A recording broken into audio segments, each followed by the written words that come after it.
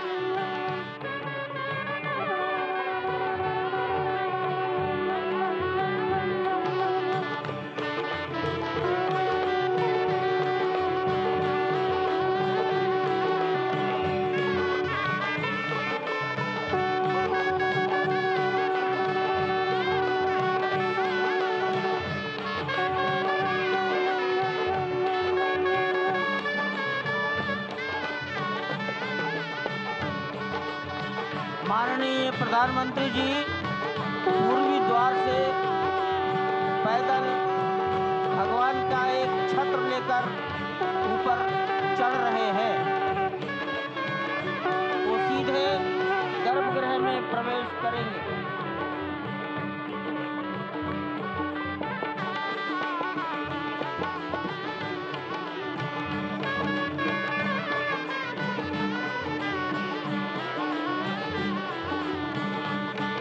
सिंह द्वार से प्रवेश हो गया।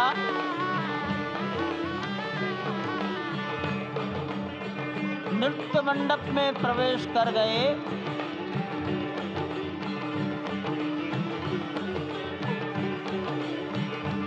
रंग मंडप में प्रवेश हो गया।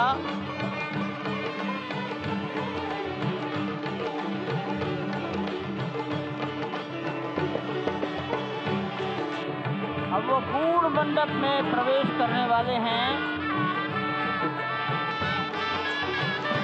वहीं पर सब ट्रस्टीगण, राष्ट्रीय स्वयंसेवक संघ के सरसंघचालक डॉक्टर मोहन राव भागवत, उत्तर प्रदेश के माननीय मुख्यमंत्री योगी आदित्यनाथ जी, उत्तर प्रदेश की राज्यपाल महोदया आनंदीबेन पटेल, राम जन्मभूमि तीर्थ क्षेत्र के अध्यक्ष नृत्य गोपाल दास जी महाराज उपस्थित हैं। केशव पाराशरन जी, वासुदेवानंद सरस्वती जी महाराज, युग पुरुष परमानंद जी महाराज, अन्य सभी ट्रस्टीगण वहीं पर उपस्थित है। 12:07 हो गया है।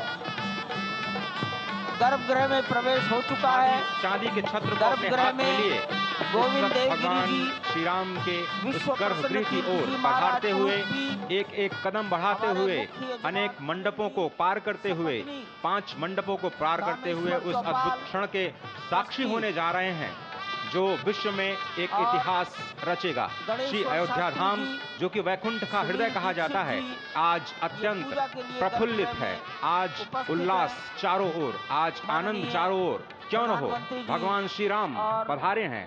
भगवान श्री राम प्राण प्रतिष्ठित होने जा रहे हैं। चेतना का संचार होने जा रहा है भगवान श्री राम की उस मूर्ति में, जो इस वक्त थोड़ी ही देर बाद आप देखेंगे कि कमल पत्र पर वो विराजमान खड़े भक्तों को दर्शन देंगे नव्य और भव्य रूप में। साथ ही साथ पुराने रामलला विराजमान भी अपने स्वरूप में स्वर्ण सिंहासन पर भक्तों को दर्शन देंगे। वो दिव्य दर्शन जिसके लिए सभी की आंखें तरस रही थी। दिव्य क्षण, युगांतकारी क्षण। प्रधानमंत्री नरेंद्र मोदी पहुंच चुके हैं गर्भगृह में। प्राण प्रतिष्ठा होनी है भगवान श्री राम के बाल मूर्ति के बाल विग्रह की। इन क्षणों को अगर देखें तो प्रधानमंत्री नरेंद्र मोदी समूची सनातन संस्कृति के बिंब के रूप में, कर्तव्य परायण स्वरूप में, धर्म परायण स्वरूप में, 140 करोड़ देशवासियों के प्रतिनिधि के रूप में, तेज तप और तपश्चर्या के पर्याय के रूप में, भारत भारतीयता के अग्रदूत के रूप में और साथ ही साथ सनातन संस्कृति के ध्वजवाहक के रूप में प्रस्तुत हैं गर्भगृह में। सनातन संस्कृति के संवाहक के रूप में, भारत की एकात्मता के, भारत के वैभव के इस अटूट प्रदर्शन के आज दिन को पूरी दुनिया साक्षी हो रही है। और अगर देखें तो निश्चित तौर से जिस तरीके से प्रधानमंत्री जी पहुंचे हैं, कहा जा सकता है कि वह शंकर का तेज लिए आता है, सत्य सनातन शाश्वत का वह वेग लिए आता है, माथे पर अपने त्रिपुंड सजाकर जगत गुरु भारत का संदेश लिए आता है। और वह संदेश है वसुधैव कुटुंबकम का, वह संदेश है सर्वे भवन्तु सुखिनः का, वह संदेश है कृण्वन्तो विश्वमार्यम का, वह संदेश है वयम राष्ट्रे जाग्रयाम पुरोहितः का, यानी कि हम राष्ट्र में जागते रहें और राष्ट्र निर्माण में हम संलग्न रहें। आज इतिहास लिखा जा रहा है। सप्तपुरियों में सर्वश्रेष्ठ भगवान श्री राम की जन्मभूमि अयोध्या में दिव्य भव्य नव्य मंदिर में प्राण प्रतिष्ठा के लिए प्रधानमंत्री संकल्प ले रहे हैं। ये संकल्प है उन हुतात्माओं के लिए, ये संकल्प है उन बलिदानियों के लिए, ये संकल्प है उन राम भक्तों के लिए, ये संकल्प है भारत भारतीयों के लिए, ये संकल्प है सनातन संस्कृति के लिए, ये भारत के जगत गुरु स्वरूप का भी संकल्प है। और आज हम साक्षी बन रहे हैं, प्रधानमंत्री साक्षी हो रहे हैं, साक्षी भाव से उपस्थित हैं श्री राम लला के बाल मूर्ति विग्रह के सामने। अजय, जिस तरह से आप ये अद्भुत दृश्य देख रहे हैं, सुनील शास्त्री जी इस वक्त प्राण प्रतिष्ठा के लिए संकल्प कराते हुए, और प्रधानमंत्री एक तरह से इस प्राण प्रतिष्ठा के संकल्प के बाद जो 6 गृहस्थ हैं वो इस प्राण प्रतिष्ठा के कार्यक्रम को अपनी ओर से, जिन्होंने लगातार तपस्या की है, भूमि पर शयन किया है, बिना कोई अन्न ग्रहण किए, लगातार जब से उन्होंने प्राण प्रतिष्ठा का संकल्प लिया है तब से वो 6 के 6 परिवार तपस्या कर रहे हैं। आप सभी जानते हैं कि इस वक्त प्रधानमंत्री मोदी भी पिछले 11 दिनों से तपस्यारत हैं और उन्होंने दक्षिण भारत के अलग अलग मंदिरों में जाकर के अपने इष्ट भगवान श्री राम, अपने इष्ट भगवान श्री शिव का दर्शन किया है। और शिव की बात है तो आप देख लीजिए कि जो पीछे आचार्य इस वक्त आपको दर्शन दे रहे हैं वो काशी से पधारे हैं। वही काशी जो भगवान राम के सखा हैं, वही काशी जहां पर भगवान शिव भगवान राम के स्वामी के रूप में विराजते हैं, वो जगत गुरु हैं। इसलिए काशी भी मगन है, क्योंकि काशी से ही ज्योतिषी गणेश्वर द्राविड़ ने इस पवित्र मुहूर्त को निकाला है, जिन्होंने जो भूमि पूजन का भी जो ज्योतिषाचार्य का महत्व बताते हुए दिखाया था। और इस वक्त आप देखिए कि गर्भगृह में बहुत ही विशिष्ट मेहमान प्रधानमंत्री के साथ इस वक्त आरएसएस के प्रमुख मोहन भागवत जी भी पधार चुके हैं। इस प्राण प्रतिष्ठा समारोह में अनंत अनंत कोटि आत्माओं की भावनाओं को अपने हाथों में लिए करबद्ध प्रार्थना भगवान श्री राम से, भगवान श्री शिव की धरती से पधारे आचार्यों की उपस्थिति में बहुत ही दिव्य क्षण।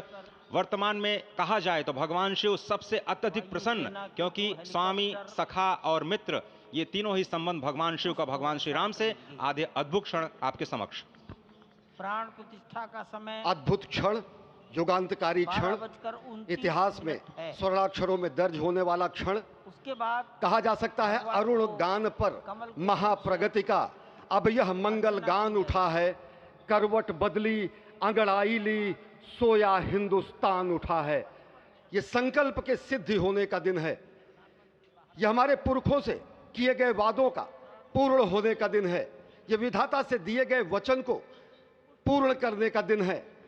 यह उस शपथ के पूरा होने का दिन है जब कहा गया कि जन जन के मन में राम रमे और प्राण प्राण में सीता है। हर हृदय की धड़कन रामायण, पग पग पर बनी पुनीता है। यदि राम नहीं है श्वासों में तो प्राणों का घट रीता है।